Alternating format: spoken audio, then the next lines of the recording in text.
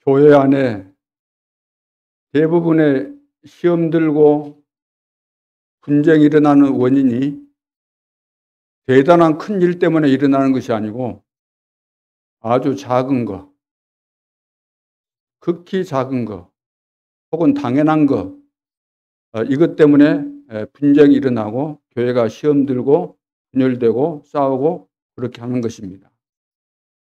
그러면 그 작은 것이 뭘까요? 그 작은 것이 바로 생각의 차이 때문에. 오늘 초막절이라는 본문에 나온 내용을 살피면서 서론, 본론, 결론에서 이 시대에 하나님께서 우리를 향해서 주시는 메시지를 바르게 이해하고 개인적으로도 힘을 얻고 전체적으로도 힘을 얻어서 우리 앞에 준비된 축복을 하나도 놓치지 않고 누리는 시대의 전도자들 다 될 수 있기를 바랍니다. 오늘 서론에서 70운동의 길에 대해서 말씀을 드리려고 합니다. 자, 70운동이 무엇인가? 왜 70인가? 예수님께서 이 땅에 오셔가지고 하신 일, 가장 중요한 일을 하시고 33년 정도 사시다가 승천하셨습니다. 지금은 하늘 보좌에 계시죠. 무슨 일을 하셨냐 하면은 12사도를 세우고 70인 제자를 세웠습니다. 12사도라는 것은 지금으로 말한다면 목회자를 세운 것이고 70인 제자를 세웠다는 말은 지금으로 본다면은 중직자, 현장에서 산업을 가지고 있고 현장에서 영향력을 미치는 그러면서도 교회 안에서 신앙생활을 모범적으로 잘하는 모델적으로 잘하는 이런 사람을 보고 중직자 혹은 70인 제자라고 말씀하고 있는 거죠. 그래서 70인 운동이라는 것은 목회자에게도 중직자에게도 우리 렘넌트에게도 다 필요한 내용들입니다. 세계 복음화를 어떻게 할 것인가? 한마디로 말한다면 70인 운동을 제대로 하면은 세계 복음화는 자동적으로 되어질 수밖에 없는 것이죠. 그래서 70인 운동의 길이라고 오늘 주제를 잡았습니다. 길. 우리 앞에 길이 많잖아요.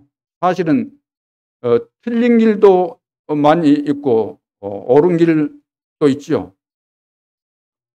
대부분의 사람들이 옳은 길로 간다고 하지만 틀린 길로 가다가 결국 이제 실패하고 옳은 길을 찾겠다고 헤매다가 인생이 끝나는 것이 바로 인생의 모든 부분이 아니겠는가. 대부분의 인생 역사를 보면 그렇게 끝나는 겁니다. 성공을 향해서 찾았다, 이 길이다라고 막 줄기차게 달렸는데 어느 날 보니까 이 길이 아니었어요. 그래서 뒤돌아서서 이제 올바른 길을 찾으려고 했는데 시간이 없어가지고, 왜? 늙었기 때문에, 하나님께서 부르시는 시간이 임박했기 때문에 찾아보지도 못하고 거의 다 끝나는 인생이 되는 거죠.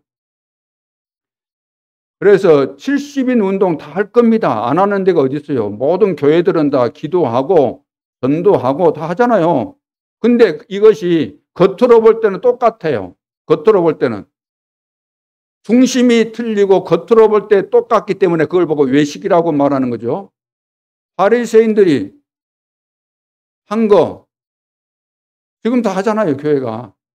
근데 예수님은 바리새인들이 하는 그 금식이랄지 기도랄지 그거 보고 전부 다 외식한다 그랬어요. 구제하는 거. 사람 앞에 보이기 위해서.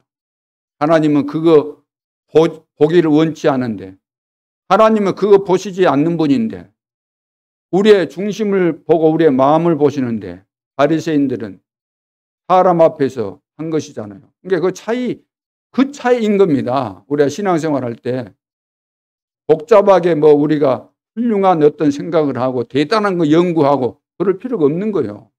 따지고 보면은 작은 것이지만 그 작은 것 때문에 결국은 다 속아가지고 무너지게 되는 것이죠. 이사야서 55장 8절에 보면은, 7절에 보면 이런 말씀이 있습니다. 악인과 이 불의한 자는 그의 길 그리고 생각을 버리고 여호와께로 돌아오면은 너그럽게 용서하시리라 그랬습니다. 악한 자라 할지라도, 불의한 자라 할지라도 자기의 잘못된 길에서, 틀린 길에서, 잘못된 생각에서 돌이켜 돌아오면은 하나님께서 너그럽게 용서하시겠다고 말씀하셨습니다. 그 다음에 8절에 보니까 이는 내 생각이, 하나님께서 하신 말씀이죠. 이는 내 생각이 너희의 생각과 다르며 내 길은 너희의 길과 다름이니라. 하나님의 길과 우리가 찾았다라고 말하는 그 길, 하나님께서 원하시는 길을 내가 간다라고 하지만 하나님께서 생각하는 그 길과 내가 찾았다라고 생각하는 그 길이 다르다는 거예요.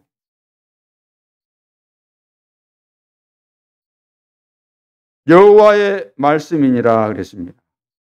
그리고 9절에 보니까 이는 하늘이 땅보다 높음 같이 내 길은 너희의 길보다 높으며 내 생각은 너희의 생각보다 높음이니라. 하나님께서 직접 말씀하신 거예요. 하늘과 땅의 차이가 있는 것처럼 하나님이 생각하는 그 생각과 우리가 생각하는 거, 하나님이 말하는 그 길과 내가 말하는 그 길에 차이가 있다는 거예요. 생각의 차이. 생각의 차이가 어려운 거 아니잖아요. 늘 우리는 보지 않습니까? 매스컴을 통해서. 아침에도 틀면 나오고 저녁에도 틀면 나오고 언제든지 24시간 방영되는. 요즘 텔레비전에 정치 그것만 내보내는 채널도 있고 그러잖아요. 그러죠? 정치만 계속해서 뉴스만 보여주는 거. 뉴스 채널 있잖아요. 거기서 보면 다 볼 수 있습니다. 지금 여야가 똑같은 인간으로서 여야가 다를 뿐인데 생각의 차이가 있든가요, 없든가요? 생각의 차이잖아요. 똑같은 사건을 두고 서로 공방하잖아요. 서로 이렇다 저렇다. 사람마다 해석의 기준, 이해하는 그 기준이 다 틀리기 때문에 서로 옥신각신하고 서로 싸우고 그렇게 되는 거죠. 그럼 왜 이런 생각의 차이가 발생했을까? 그것은 내가 이 땅에 태어나서 배운 사상, 깨달았던 그런 그리고 내가 체험했던 그런 것들이 종합돼 가지고 내가 어떻게 사는 것이 내 인생을 바르게 사는 것일까? 그것이 다 형성된 거죠. 자기 인생관, 인생 철학이 다 형성된 겁니다.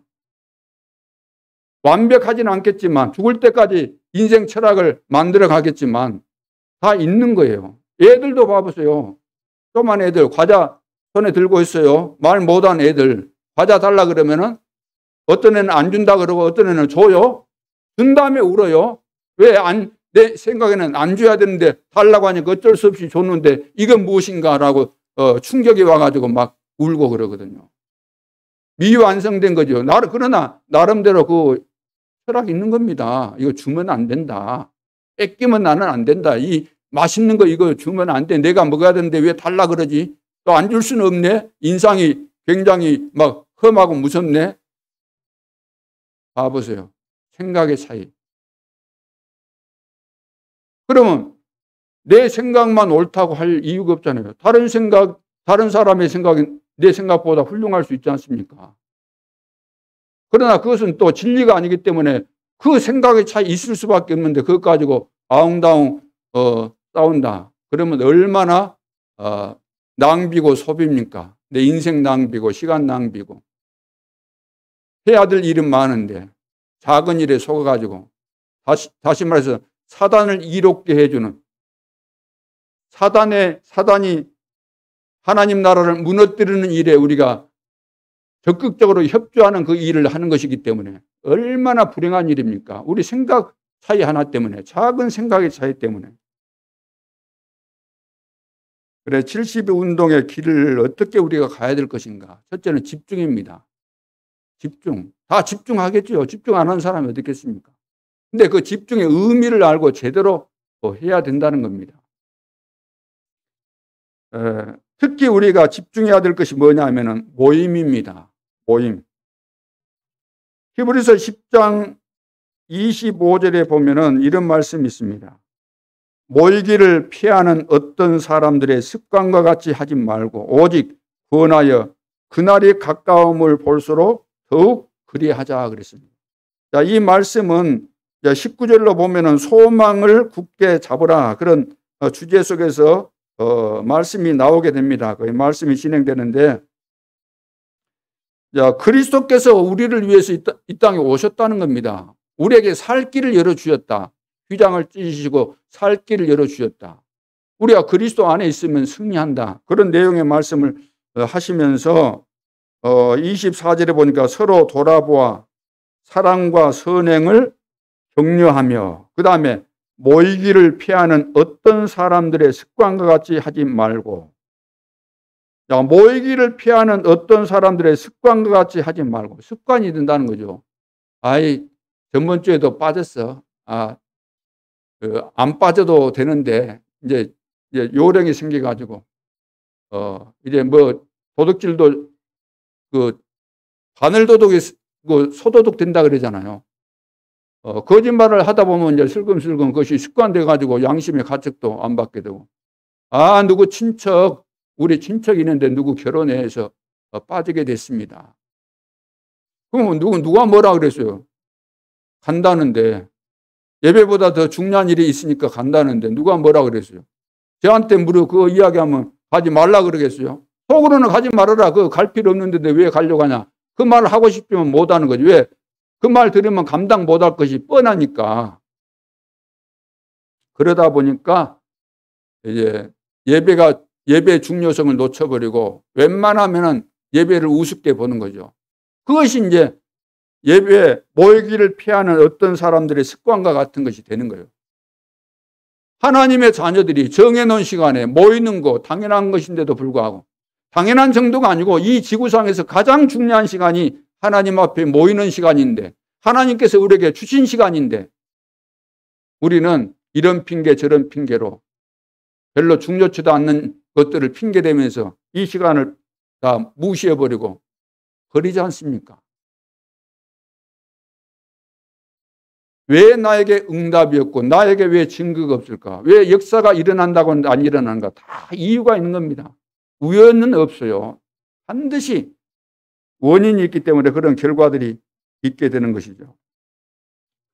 그래서 모이기를 피하는 이런 조건들을 우리는 잘 살피면서 이 시대에 가장 이것이 습관화되어지고 여기에 젖어들고 이것 때문에 무너질 수밖에 없는 그런 시대에 우리가 살고 있는 거 아닙니까? 예를 들어서 지금 문화가 얼마나 발전해 가고 있습니까? 여러 가지 막 다양한 문화들이 생겨나고 또 문화 행사들을 얼마나 많이 하고 있습니까? 미디어, 볼거리 어마어마한 많잖아요. 사람들도 운동하러 다니면서 뭐 하러 그러면서 귀에다가 꽂고 다녀요. 왜 꽂고 다녀요? 여러 가지 막 음악 너무나 막 좋으니까 여기에 막 취해가지고 걸어 다니고 한순간도 빈틈을 안 주고 보든지 듣든지 하면서 계속해서 그 속에서 그 프로그램 속에 그냥 빨려 들어가서 살아가는 인생인 거죠.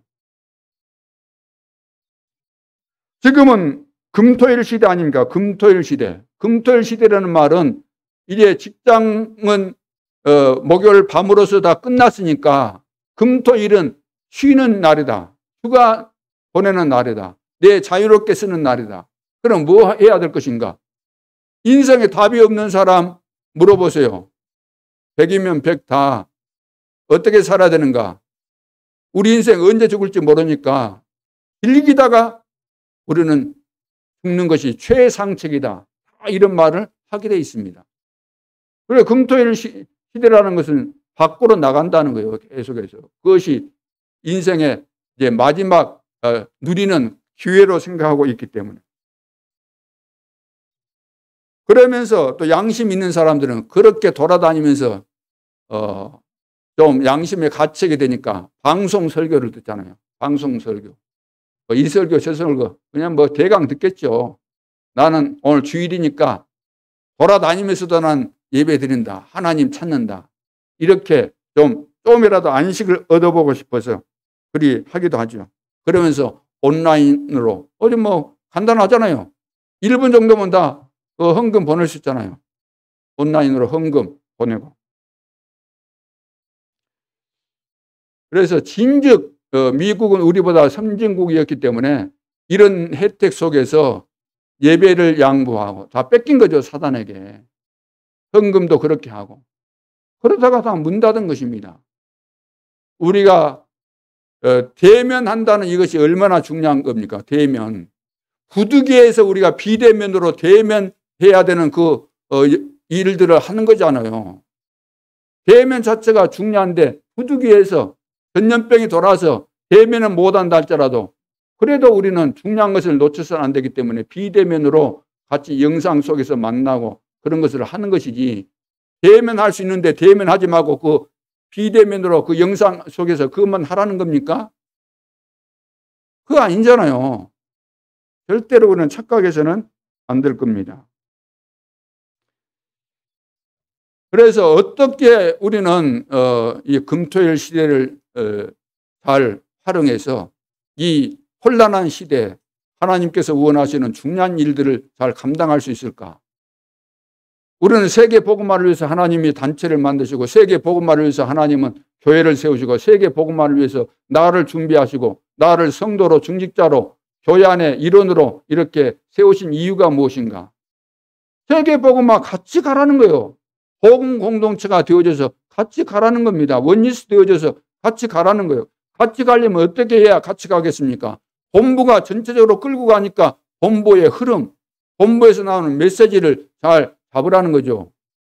여러 메시지가 있지만 이번 주에는 무엇이 강조되었는가 한 단어로 이렇게 정리를 하고, 또 본교회 강단에서 오늘 하나님께서 나에게 주실 은혜가 무엇인가 기대하면서 여러분들 은혜를 받고, 더 나아가서 여러분들이 현장에서 또 사업도 하고 만남도 있고 하기 때문에 현장에서 성취될 메시지가 무엇인가.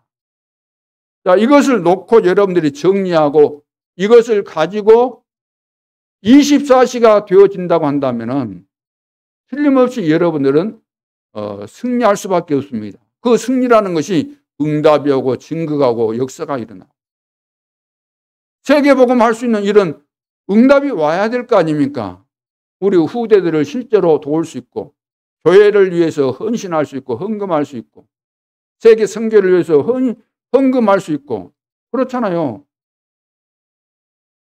내가 아무리 하고 싶어도 응답이 없으면 할 수 없는 거잖아요. 자, 그래서 이렇게만 되어지면 굉장한 증거 일어나게 되는 거죠. 그런데 이렇게 하면은 너무나 간단하고 쉬운 것이고 되어지는 것인데 왜 여태 우리가 이것을 못했는가? 우리 스스로가 일부러 못한 것이 아니고 방해를 받아가지고 속아가지고 이 축복을 계속해서 우리는 놓쳐버린 거죠. 놓치고 있는데도 불구하고 모를 수 있습니다. 무엇 때문에 놓쳤는가? 사람 소리 때문에. 세상 소리를 너무나 듣다 보니까. 사람 소리, 무슨 소리죠? 사람들을 만나서 하는 소리를 보면은 하나님께서 원하는 뜻과는 반대 이야기합니다. 그래서 불신앙이라 그래요. 사람 말 듣다 보면은 하나님이 안 믿어져요. 하나님의 말씀이 무시돼 버려요. 그 불신앙입니다.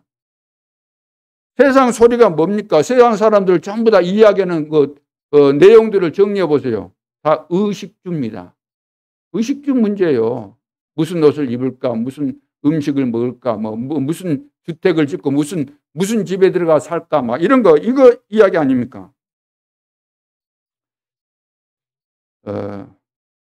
그래서 이런 데 걸려 들어가 가지고 중요한 것들을 놓쳐버리니까 뭐 집중이 어디에 집중이 되겠어요? 세상 것에 집중되다 보니까 이제 오락가락 하는 거죠. 막 착각에 빠지고 집착이 되어지고 그런 결과들이 나타날 수밖에 없는 거죠. 지금 이럴 때 종교단체는 무아지경에 들어간다고 난리가 아니고 또 네피림 운동을 하고 수행한다고 이렇게 하면서 세상을 장악했잖아요. 한마디로 귀신 들린 자들이, 게임도 안 되는 자들이 세상을 장악했다는 거예요. 그런데 우리 기독교인들은 하나님이 집중하기만 하면 줄 수밖에 없는 어마어마한 축복을 다 빼앗겨 버린 거예요. 쉽게 말해서 사기꾼에게 우리는 지고 있는 겁니다. 판판이. 도둑놈에게 판판이 우리는 쥐고 다 뺏기는 거예요. 그러니 어떻게 세계 복음을 하겠습니까? 하나님께서 우리에게 주신 거 받은 적이 없는데 무엇을 가지고 세계 복음화를 할 수 있겠습니까?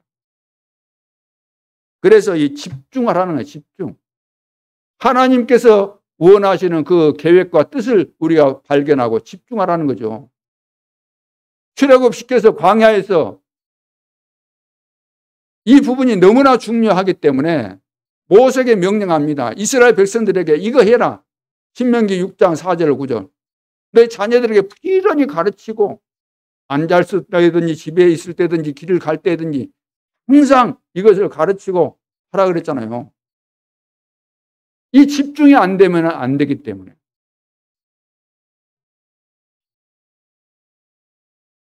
그리고 이제 미스바 운동. 미스바 운동도 전 이스라엘 백성들을 불러 모아가지고 사무엘 선지자가 우상 버리고 금식하고 집중하라는 거죠.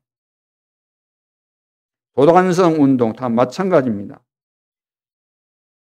그리고 이 또 감람산에서 부활하신 주님이 감람산에서 제자들을 불러놓고 40일 동안 집중했습니다. 그 집중한 내용이 뭡니까? 하나님 나라의 일에 대해서. 그러니까 이 집중할 때 나의 것 다 단절시켜라. 나의 것 다 끊어버리고 이제는 그 가치 없는 것에 매달려가지고 속지 말고 정말로 영원히 우리가 붙잡을 것, 하나님의 나라, 이거 붙잡으라는 거죠. 앞으로 하나님이 나타나시고 하나님께서 하실 것이다. 성령 충만이 임하게 되고 성령께서 세계 복음화 역사를 이룰 것이다. 이것 붙잡아라. 다른 거 하지 말고. 마가다락방에서 이 언약 붙잡고 10일간 집중했는데 새 은혜가 임하게 되잖아요. 오순절 날이 이미 이름에 약속하신 대로 응답이 오게 된 것입니다. 그러니까 불신앙 버리고 하나님이 주신 언약 붙잡고 하나님의 계획 붙잡고 기도하니까 최고의 응답, 오순절 날이 이미 이름에 바람 같은 불 같은 성령의 역사가 일어나면서 다 되어진 것이지 사람이 뭐 한 거 있습니까? 사도들이나 뭐 70인 제자들이 무슨 뭐 연구해 가지고 된 것이 있습니까? 아니잖아요.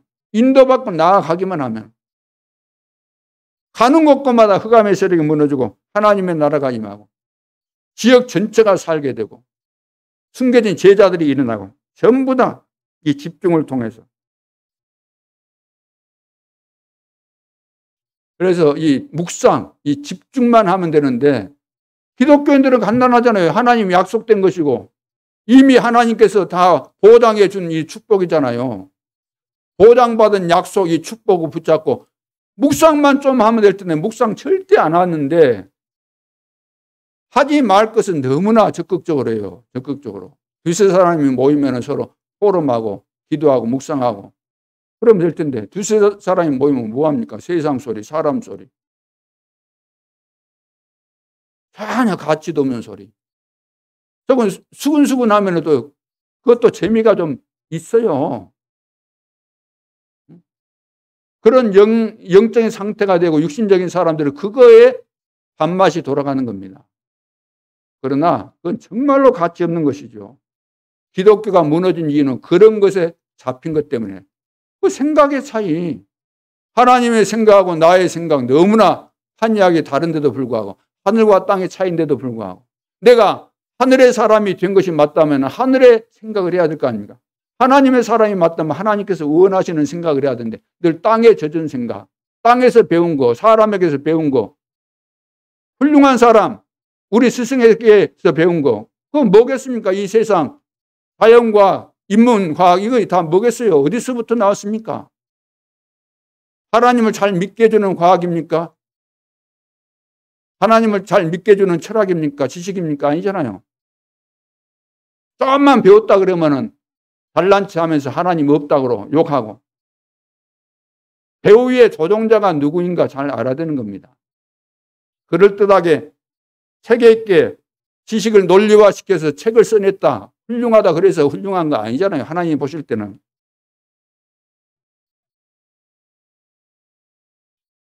그래서 세계 복음화의 시작은 다른 데서 시작되는 것이 아니고 내 안에서 시작되는 겁니다. 주님이 그래서 내 안에 들어오셨고 나에게 약속하신 거잖아요. 너가 성령 충만 받으면 된다. 오직 성령이 너희에게 임하시면 너희들 각각 개인이 성령 충만 받으면 땅끝까지 내 증인이 될 것이다. 참 예배가 회복되어지고 집중이 되어지니까 성령 충만이 임하고 성령의 인도 따라가니까 준비된 현장에 복음화의 역사가 일어났던 것입니다. 이것이 지금 이 시대에 회복돼야 되기 때문에 하나님께서 이런 시간표를 우리에게 허락하시는 가운데 오늘 이 메시지를 여러분들이 듣게 되는 것이죠.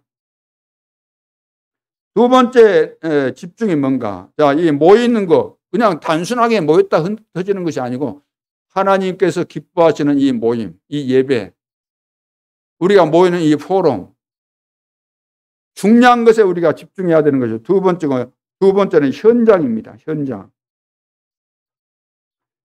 교회에서 모이는 것뿐만 아니라 우리 현장은 어떤 의미에서 더 중요할 수 있습니다. 왜냐하면 하나님의 뜻은 나를 통해서 은혜 받은 내가 땅끝까지 가기를 원하시기 때문에 내가 가는 모든 현장이 중요하죠. 내가 처한 현장, 내 가정, 내 직장 얼마나 중요합니까? 현장, 이거 놓치면 절대로 안 되는 거죠.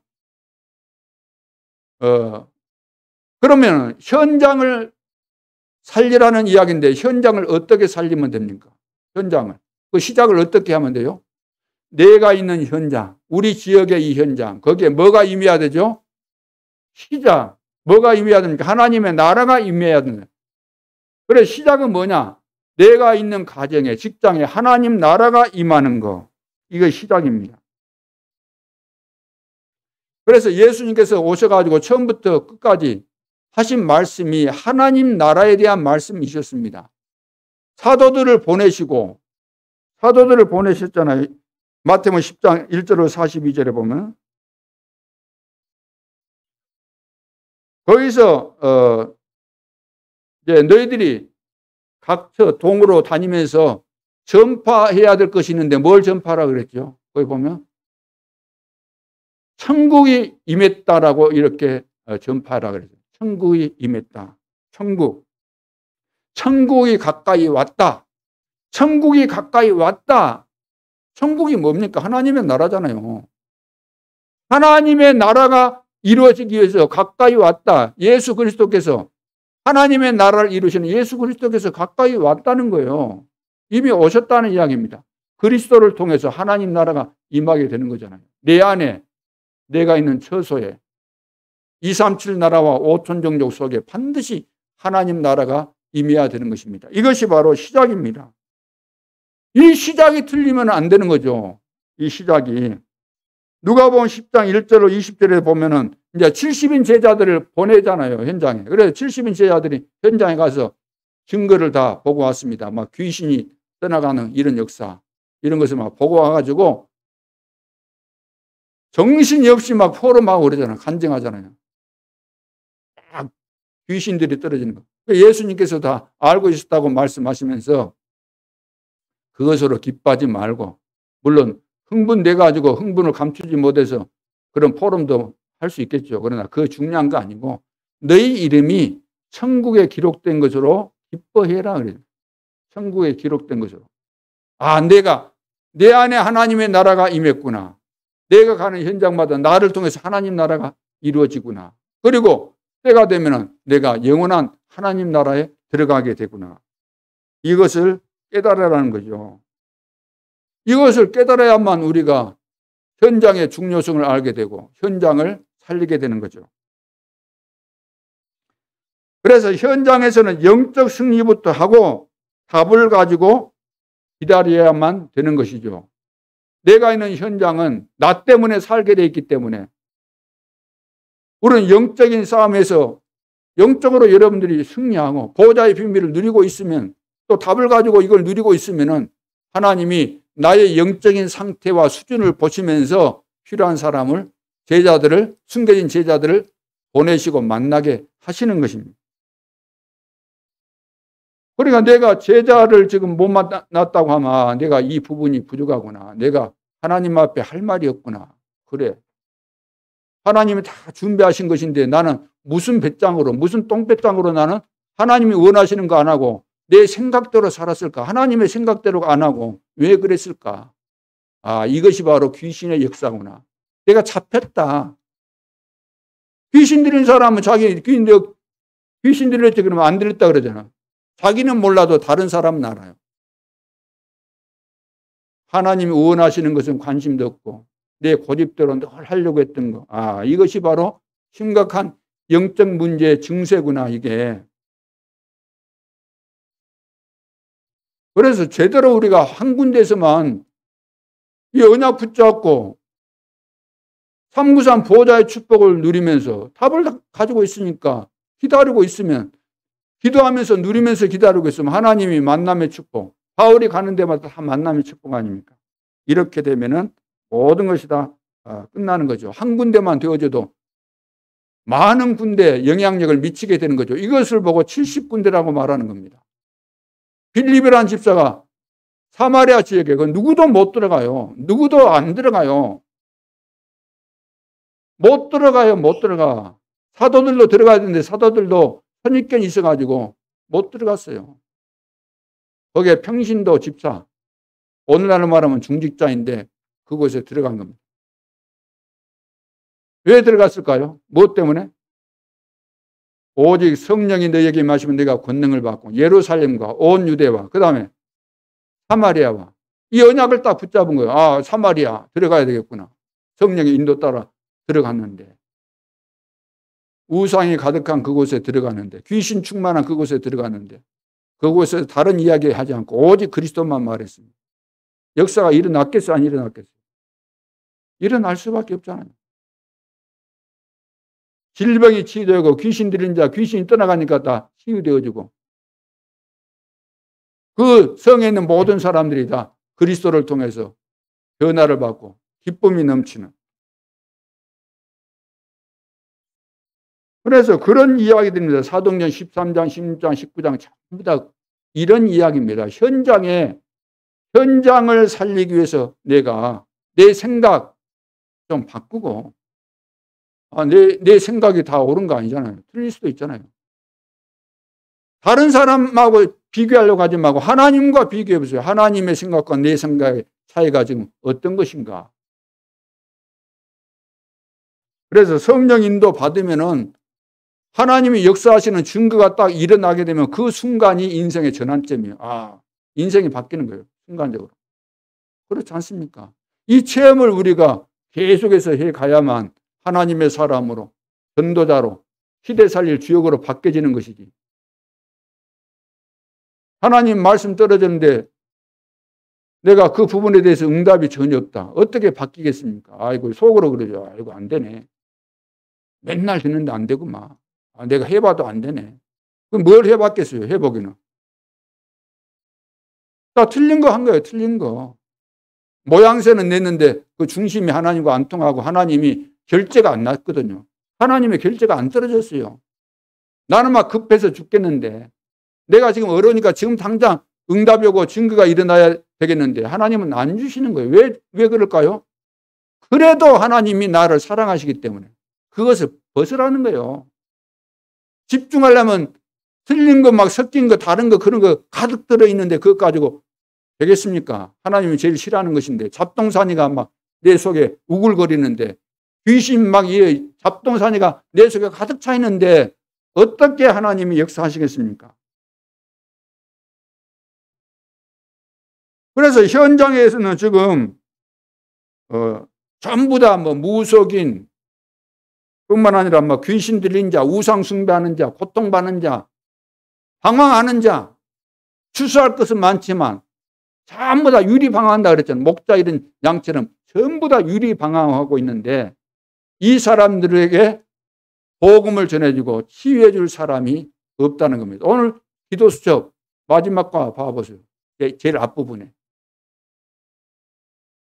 그래서 하나님께서 다 하실 것이다. 우리의 관심이, 은혜 받은 성도는 6일 동안에 관심이 현장에 있어야 되는 겁니다. 내가 만나는 사람, 만날 사람, 또 그 지역에 있는 사람, 내가 이제 그 활동할 수 있는 그 범위, 관계된 사람 이런 것을 생각하면서 우리가 집중해야 되는 것이죠. 그러면서 세 번째는 집중에 있어서 세 번째는 그러니까 집중은 우리 모임에 대해서 모였을 때 어떤 중심과 어떤 자세를 가지고 모을 것인가 또 내가 살고 있는 현장에서 내가 무엇을 해야 될 것인가 중요한 것을 찾아서 거기에 집중하고 있으면 하나님이 역사하실 수밖에 없는 거죠. 그리고 세 번째는 어디에 집중해야 되겠어요? 미래를 내다봐야 되는 거죠. 미래 살릴 렘넌트. 미래 살릴 우리 렘넌트가 어떻게 바뀌면 되겠습니까? 어떻게 준비가 되면 되겠습니까? 우리 렘넌트가. 이 시대의 문제를 알고 하나님께서 왜 나를 이 시대의 렘넌트로 세웠을까? 하나님은 플랫폼으로, 워치타워로, 안테나로 우리 렘넌트를 세우기를 원하시구나. 세계를 변화시키는 영적 작품을 만들어낼 수 있는 렘넌트로 세우기를 하나님이 원하시고 계시구나. 여기에 분명한 답을 내고 방향을 잡고 여기에 우리가 집중해야 되는 거죠. 70운동의 길, 제대로 하나님께서 원하신 것 발견하고 집중하는 것. 두 번째는 눈입니다. 눈. 무슨 눈이냐면은 흑암 세계를 보는 눈입니다. 흑암 세계를 제대로 볼 수 있는 눈이 열려져야 되는 거죠. 지금 세상에는 네피림 3단체가 세상을 정복했습니다. 3단체가 지금 세상 정복해버렸어요. 3단체가 막 만들어내는 그 운동이 뭐겠습니까? 이 세상을 정복하기 위해서. 그리고 구다는 사람이 사람을 감동시킨 이유가 뭡니까? 왜 감동시키죠? 어떻게 감동이 되죠? 귀신의 역사를 따라서. 또 무아지경이 수도사가 병을 고칩니다. 어떻게 병이 고쳐지죠? 귀신의 역사를 따라. 왜? 영적인 문제로 온 병이기 때문에 귀신의 역사를 따라. 또 강한 그 귀신이 또 이제 역사니까.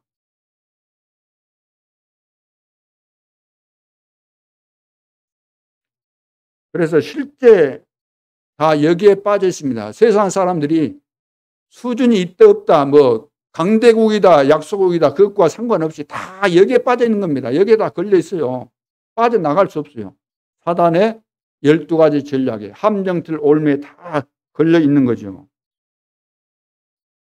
그래서 이 속에 들어가서 우리는 빛의 경제를 살려내야 되는 거죠. 어떤 면에서는 우리 주변에 막 이런 사람들만 있고 우리 자신들이 또 이런 상태에 있는지도 모릅니다. 그러나 낙심하지 말 것은 이것이 좋은 기회가 될 수 있기 때문에 먼저 우리가 내 자신이 나에게는 정말로 빛의 경제가 필요하구나. 이것을 깨닫는 것이 먼저 돼야 되는 거잖아요. 나에게는 절실히 이거 필요하구나. 필요가 없는데 무슨 뭐 도전을 하고 뭐 갱신하고 그럴 것이 뭐가 있겠습니까?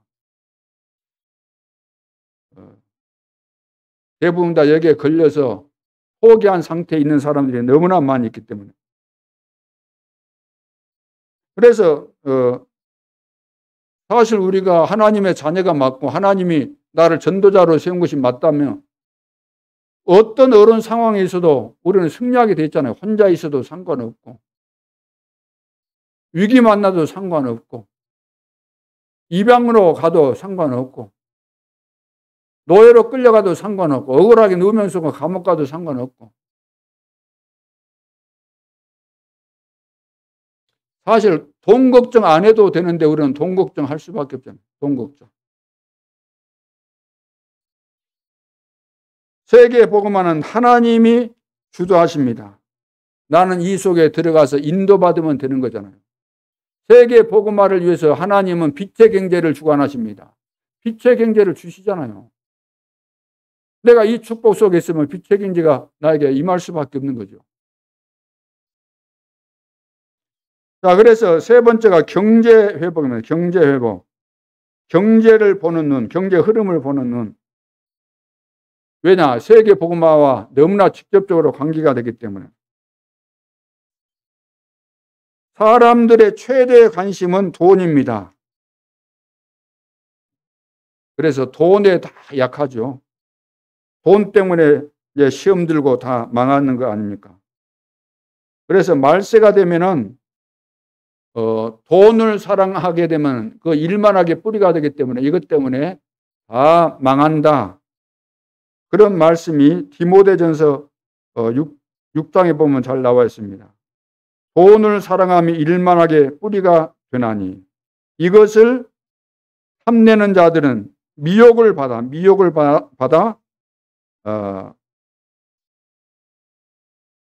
믿음에서 떠나 미혹을 받아서 믿음에서 떠나서 망하는. 자, 디모데 전서를 한번 보시기 바랍니다. 디모데 전서 6장.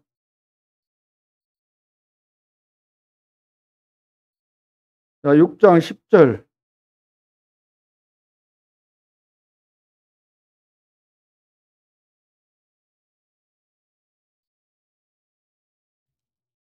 디모데전서 6장 10절. 뭐라고 되어 있습니까? 돈을 사랑하며 일만하게 뿌리가 되나니 이것을 탐내는 자들은 미혹을 받아 믿음에서 떠나 많은 근심으로써 자기를 찔렀도다. 많은 근심. 돈 때문에 지금 다 근심 걱정하잖아요. 돈 때문에. 돈 때문에. 자기를 찔렀다는 거죠. 결국 자기를 찔렀다. 그래서 뭐 실제로 자살도 하고 영적으로 자기를 다 망가뜨리는 거예요. 돈 하면서. 돈에게 딱 걸리게 되면. 모든 문제가 지금 돈 때문에 연루된 거. 돈 때문에 연루 안 된 거 있습니까? 돈 때문에. 있으면 찾아보세요. 여러분들 살면서.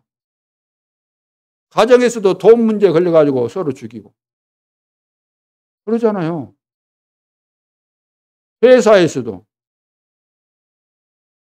또 뭐 파업한다고 해가지고 전부 다 돈 문제에 걸려가지고. 서로가 이익 차지하려고 하다가 일이 안 되잖아요.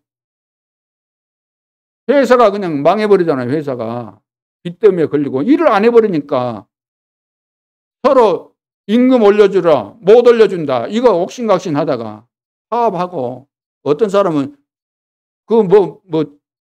새 속에 들어가고 밖에서 봉해버리는지 모르지만 그 속에 들어가가지고 하고 참 별 사람 다 있어요.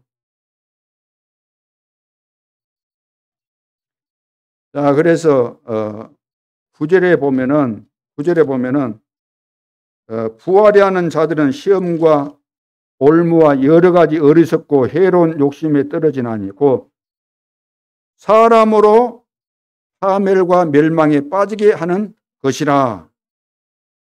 자, 이 말씀을 하고 돈을 사랑함이 일만하게 뿌리가 된다.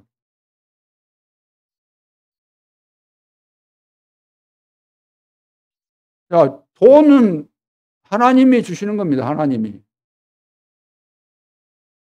불신자들이 가지고 있는 그 흑암 경제도 하나님이 허락하셔야만 가게 되는 거예요.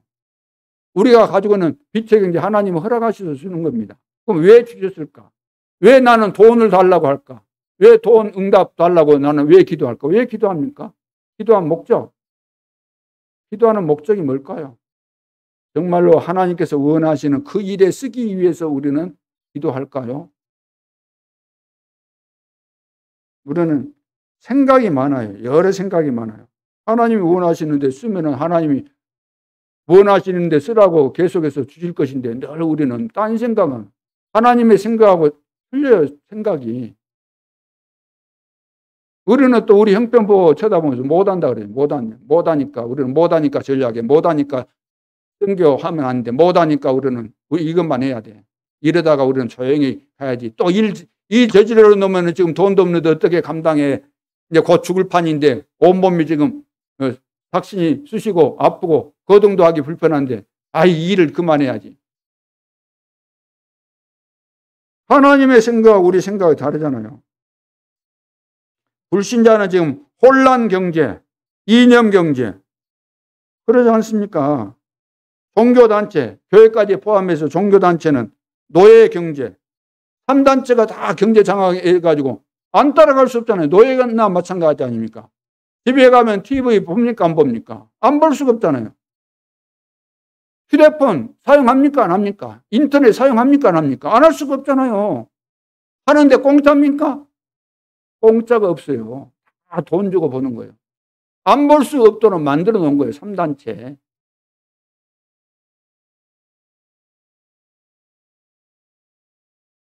그래서 우리는 렘넌트 경제가 필요한 거죠. 빛의 경제, 재창조 경제, 보호자의 경제.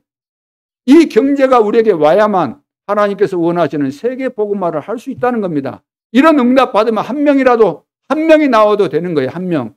가요 같은 한 명 나와도 되는 거예요.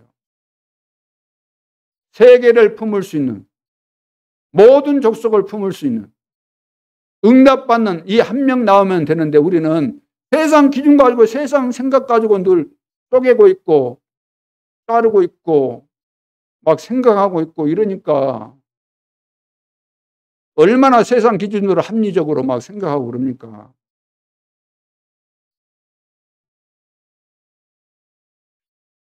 그래서 보호자의 능력을 회복해야 되는 거죠. 보호자의 능력을. 세계 복음하려면 보호자의 능력을 회복해야 되는 겁니다. 렘넌트 7명처럼. 재창조의 능력을 회복해야 되는 거죠. 왜냐? 70시대, 70산업, 237 나라와 5천 종족을 살리는 작품을 남기기 위해서는 반드시 재창조의 능력을 회복해야 되기 때문에. 그러면 경쟁자가 있을 수가 없잖아요. 이런 렘넌트 운동을 하라는 거죠. 하나님 앞에 서서 하나님이 주시는 오직 유일성 재창조의 응답을 받으면 다 되는 것이기 때문에. 자, 그래서 서론에서 70인 운동의 길이 무엇인가? 집중, 그리고 보는 눈. 세 번째는 경제 회복입니다. 지금 교회가 빛의 경제 반드시 회복해야 됩니다. 세계 복음화해야 될 우리 교회는 빛의 경제 반드시 회복해야 됩니다. 본론에서 70 운동의 힘입니다. 하나님께서 이스라엘 백성들을 광야로 인도하셨죠. 광야길 가는 동안에 오늘 본문에 보니까 초막절을 지키라 이런 말씀을 하셨습니다. 그러면 이 말의 뜻이 무엇일까요? 첫째는 먼저 하나님이 주시는 근본적인 힘을 소유하라는 겁니다. 하나님이 주시는 근본적인 힘을 소유해라. 하나님이 주시는 구원받은 자의 근본적인 힘을 가지고 있는 것, 이것이 하나님의 뜻이요 응답입니다. 여러분, 하나님이 주신 근본적인 힘을 가지고 있습니까? 근본적인 힘, 속에서부터 영적으로.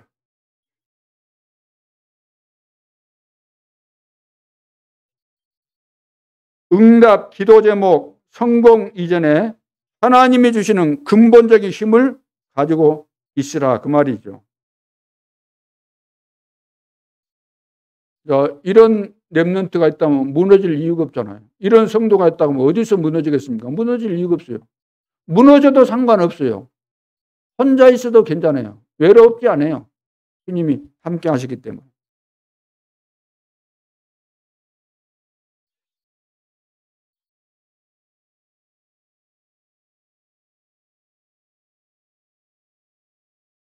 자, 그래서 근본적인 힘을 가지고 있어라.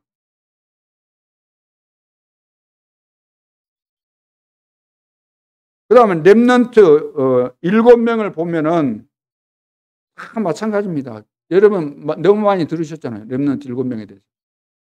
특히 다윗 같은 경우 도망 다니면서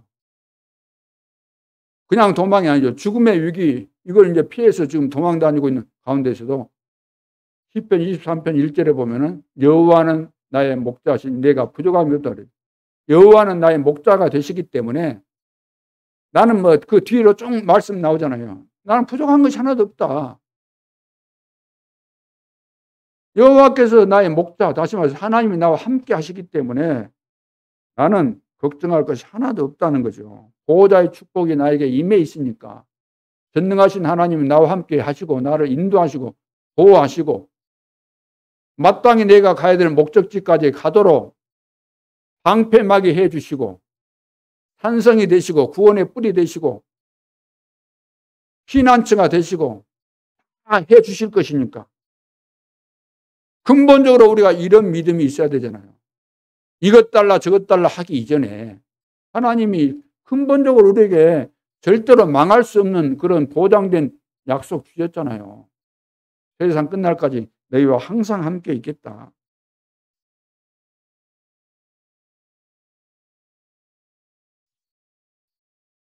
그래서 요셉도 그렇고 히브리서 11장 인물들, 초대교회 성도들 다 마찬가지 아닙니까? 구원 주시는 자의 능력과 구원받은 자의 축복이 소유되어 있어야 되잖아요. 임마누엘이 뭡니까? 그냥 임마누엘 아니잖아요. 누가 나와 함께 임마누엘? 하나님이 나와 함께. 그럼 하나님이 어떤 분이신가? 나는 어떤 축복을 받았는가? 하나님과 나와 관계가 무엇인가? 이런 것을 이해하면서 임마누엘인 것이지. 임마누엘의 뜻이 뭐냐? 하나님이 우리 함께 하시다. 그거 알아가지고 그 단어 그거 알아가지고 뭐 알았다고 할 거 뭐 있습니까? 그 단어는 말하는데 퀴즈에 나가면 100점인데 실생활에서는 제로에 제로. 왜? 이 사실이 깊이 안 깨달아지고 못 누려지니까. 누려지지 않기 때문에. 바리새인의 신앙생활하고 뭐가 다릅니까?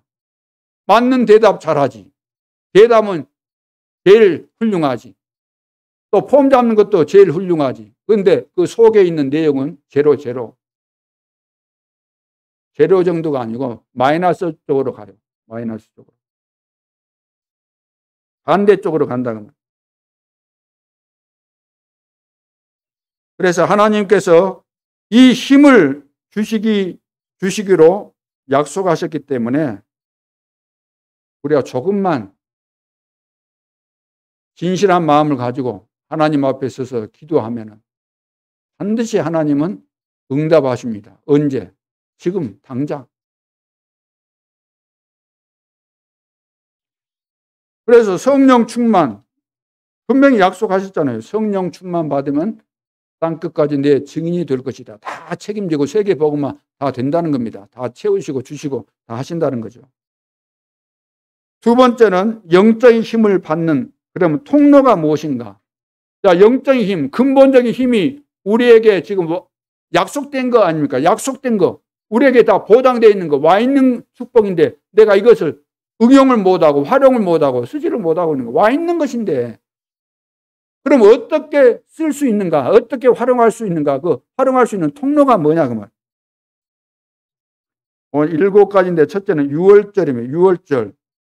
23장 이제 4절로 5절에 보면 그 말씀이 나와 있는 거니까 일단 성경은 집에 가서 확인해 보시기 바랍니다.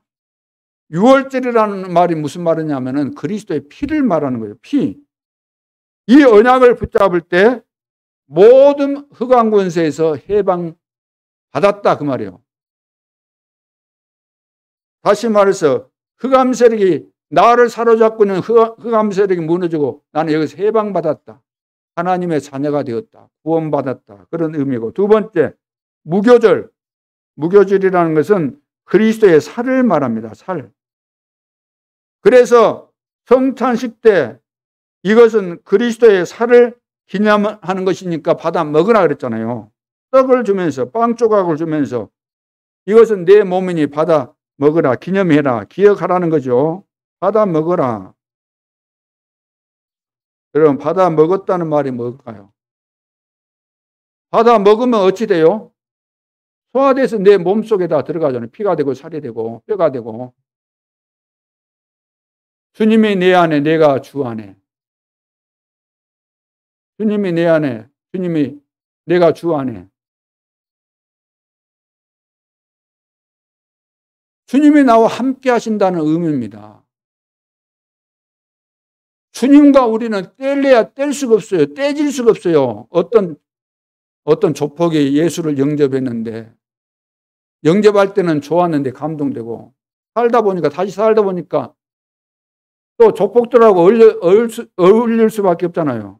어울려서 뭐 이제 하고 싶은 대로 과거에 했던 대로 해야 되겠는데 늘 양심에 갇혀 생기고 너무 불편하고 힘드니까 영접시킨 사람한테 와가지고 이거 물려줘라. 영접해야 거 물려줘라. 물려줄 수 있어요, 없어요? 솔직하게. 그러면 주님과 우리를 어떻게 분리시켜요? 쉽게 말해서. 먹었던 것을 내가 분리시킨다. 이미 소화됐는데 뭐 어디서 긁어내요? 피 어디서 얼마나 긁어내고 살을 얼마나 긁어내고 뼈를 얼마나 긁어내고. 말도 안 되는 소리잖아요. 무교절. 주님이 정말로 뼛속 깊이 나와 함께하는 것이 믿어지셔야 돼요. 가끔만 생기면 얼음만 생기면 또 무교절 어디 온데간데 없어져 버리고. 그러니까 신앙생활이 안 되는 거죠. 변화의 체험, 거듭남의 증거가 없으면. 초실절.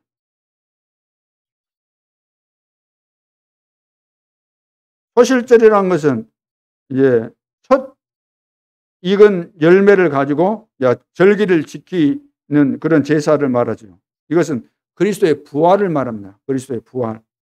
칠칠절, 이것은 오순절과 같은 말입니다. 오순절, 성령 강림을 말하고. 나팔절은 그리스도의 재림을 말하죠. 나팔절. 데살로니가전서 4장 16절에도 이런 말씀이 있습니다. 주께서 호령과 천사장의 소리와 하나님의 나팔 소리로 친히 하늘로부터 강림하시리니 그리스도 안에서 죽은 자들이 먼저 일어나고. 죽은 자들이 먼저 일어나고, 그 다음에 이제 이어진 말씀에 보면은, 이제 살아있는 그 사람들도 이제 공중에서 뭐라 그랬어요? 공중에서 주를 영접한 다음에 항상 그와 함께 있게 된다. 이런 말씀이 나오죠. 그래서 나팔절은 뭐라고요? 그리스도의 재림을 말하고. 그 다음에 속죄일은 대심판을 말합니다. 그런데 그 심판 속에서 사단에게 머물러 있지 않고 하나님 은혜 속으로 나온 자에게 이제 처음부터 영원히 여러분을 용서해 주시겠다. 그러니까 마지막 주님이 재림하면 이제 심판이 있게 되는데, 우리가 진짜 구원받은 것이 맞다고 한다면 영원히 우리 죄 문제는 끝났다 그 말이에요. 진짜 우리가 구원받은 것이 맞다면은 우리 죄 문제는 다 끝나고 영원한 우리가 하나님의 자녀다. 속죄일. 완전 우리는 죄 문제가 다 끝났다. 이걸 확인하라는 거예요. 오늘. 이것을 실제로 내가 자녀들과 한 주간 동안 현장에서 장막을 치면서 같이 이것을 하면서 이 일을 실제로 해보면서 이것 하나씩 가르치는 거예요. 체험하도록. 이해가 되도록. 본인도 그렇고 자녀들에게도 그렇게 이제 교육을 하라는 거죠. 소실절, 이건 수장제를 말하는데 천국을 의미합니다. 자, 이 힘을 누리는 거. 자, 이 완벽한 축복, 힘을 누리고 있으면은 성공 안 할 수가 없는 거죠. 그래서 렘넌트 교육을 우리 교회 그 교사들이 하겠지, 아니면 교육자들이 하겠지. 그래서 안 되는 거예요. 교육자, 교사들도 하지만 더 중요한 것은 부모가 내 자식 사랑하지 않습니까? 사랑하지 않습니까? 그러면 내가 깨달은 이 복음, 이것을 정말로 가감 없이, 복음도 모르는 사람한테 맡기면 얼마나 손해입니까? 내 자녀를 교사에게 맡겼는데, 교육자에게 맡겼는데, 교육자나 교사가 복음 영털이다. 그러면 그 농사는, 그 인생 농사는 끝난 거예요. 그래서 교사가 중요하다는 거예요. 내 자녀를 맡은 교사가 누구냐에 따라서. 애들이 자칫 잘못해서 상처받고, 그러니 다 도중에 다 하차하잖아요. 도중에 다 세상으로 가버리고. 왜 그러겠어요? 하나님 만나고, 교회의 중요성을 알고, 기도가 무엇인지 알고, 원리스가 뭔지 알고, 그리 해야만 계속해서 어디 진짜 하나님의 자녀가 가다가 도중에 뭐 방학이 있습니까? 방황이 있습니까? 없어야 되는데 그런 것이 왜 오겠어요? 그래서 부모와 함께, 교사와 함께, 렘넌트, 중직자, 정교회가 함께 렘넌트 살리는 렘넌트 운동을 해야 된다. 그래서 금토일 시대에 금토일까지는 다 못한다 할지라도 적어도 하루 정도는 합숙하면서 이 훈련이 반드시 필요하다는 것입니다.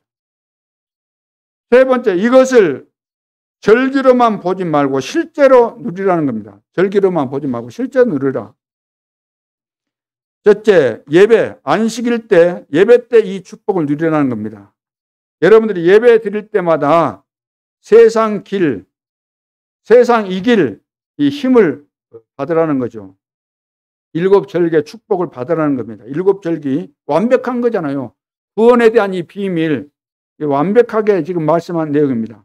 구속의 역사와 축복의 역사, 이것이 딱 여기 7개 오늘 방금 전에 말씀했던 그 내용들입니다. 이걸 기념하는 거예요. 기념. 늘 기억하라는 겁니다.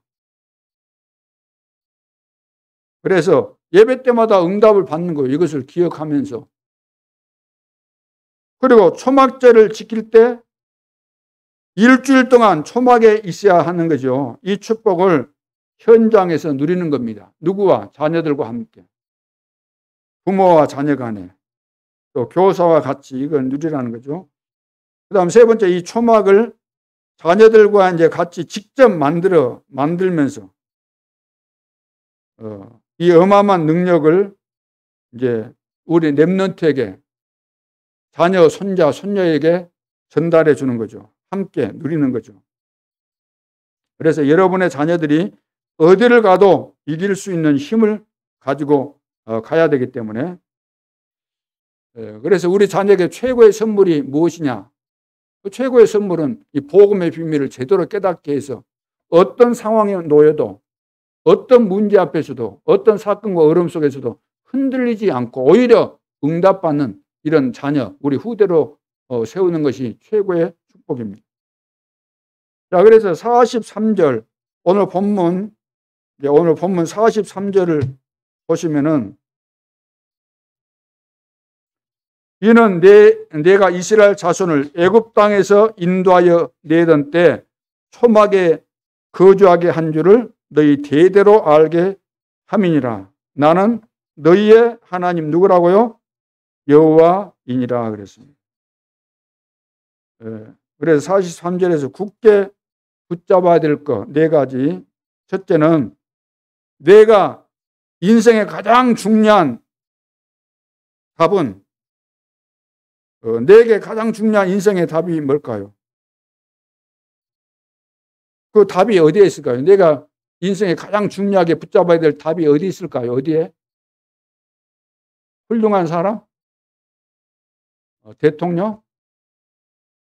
아니면 무슨 철학자? 박사?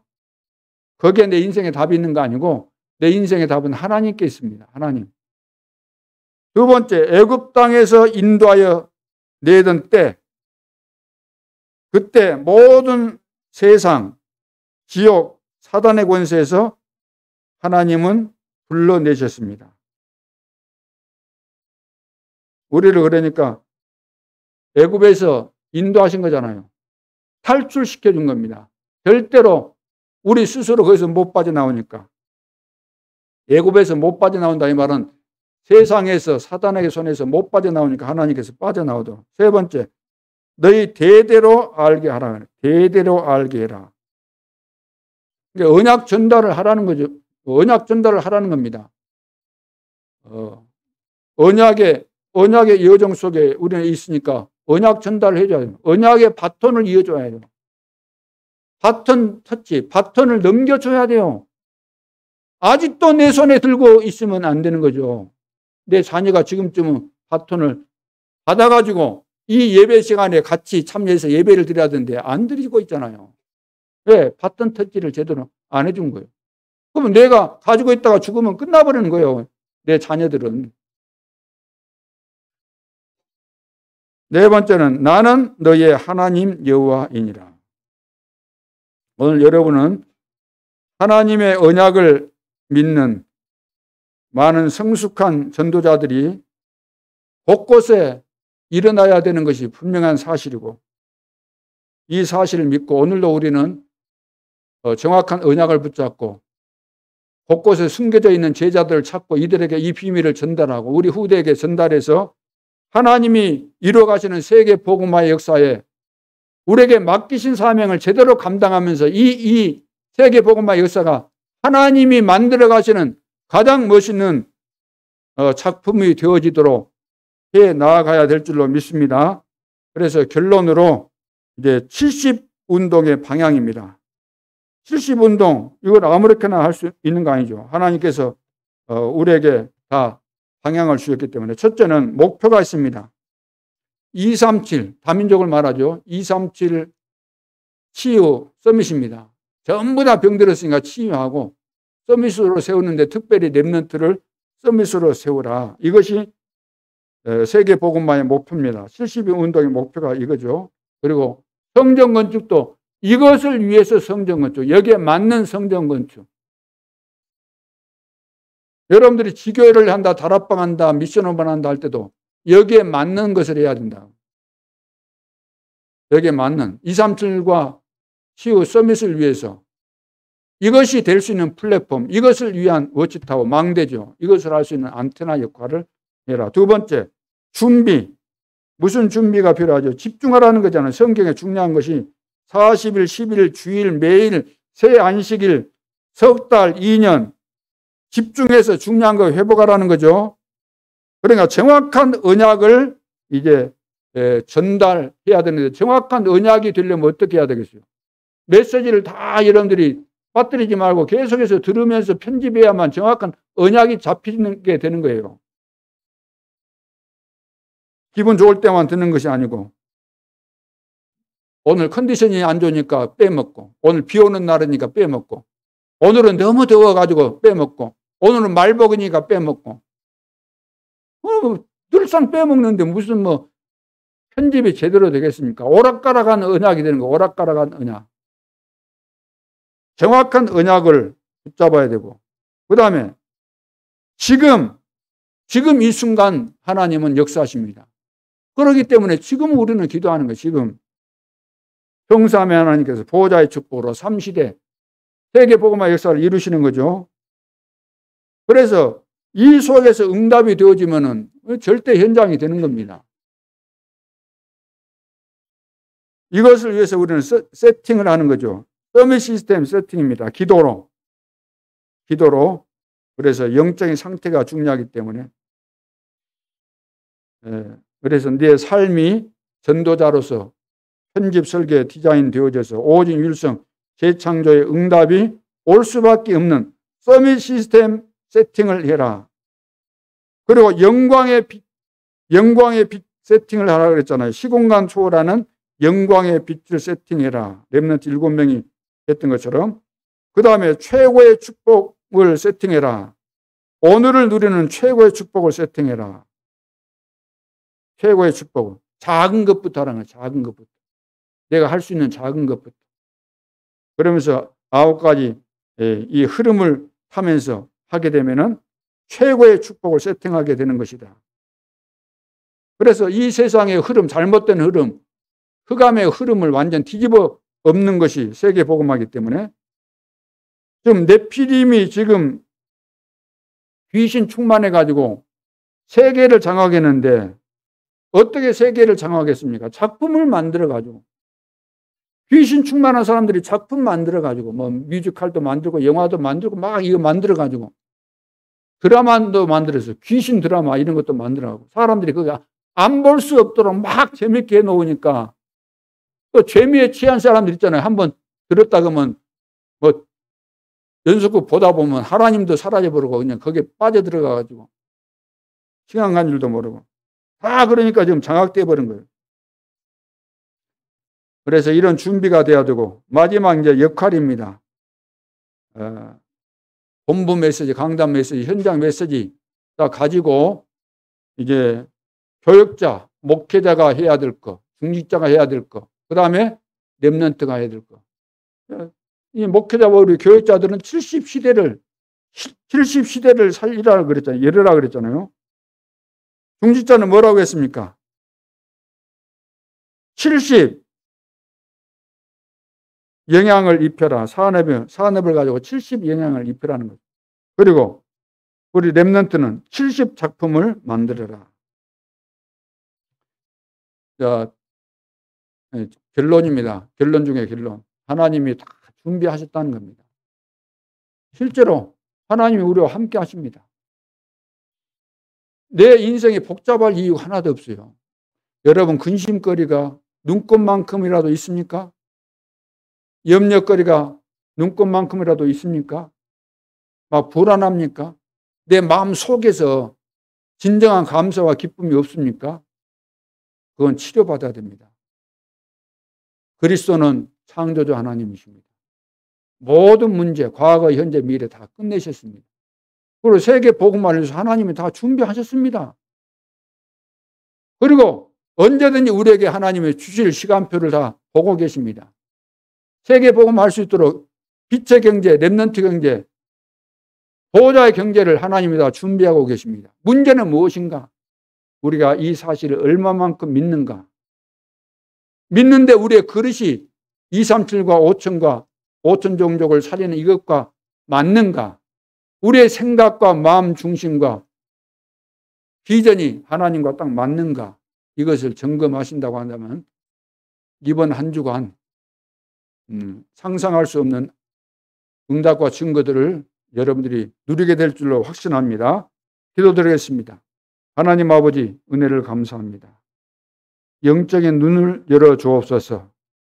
세상 보이는 것 때문에 홀려다니거나 보이는 사건 때문에 속지 말게 도와주시고 영적인 눈을 열어서 아무나 볼 수 없는 시대살리 전도자만 볼 수 있는 비밀한 것들을 보고 깨닫게 해주시고 이 땅에서 내 남은 생에 무엇을 해야만 하나님 앞에, 시대 앞에, 후대 앞에, 교회사 앞에 영원한 기념비가 될 작품인가 깨닫게 해주셔서 여기에 내 인생을 올인할 수 있는, 여기에 내 인생을 집중할 수 있는 이 비밀을 붙잡고 묵상하는 전도자로 하나님 앞에 서게 도와주옵소서.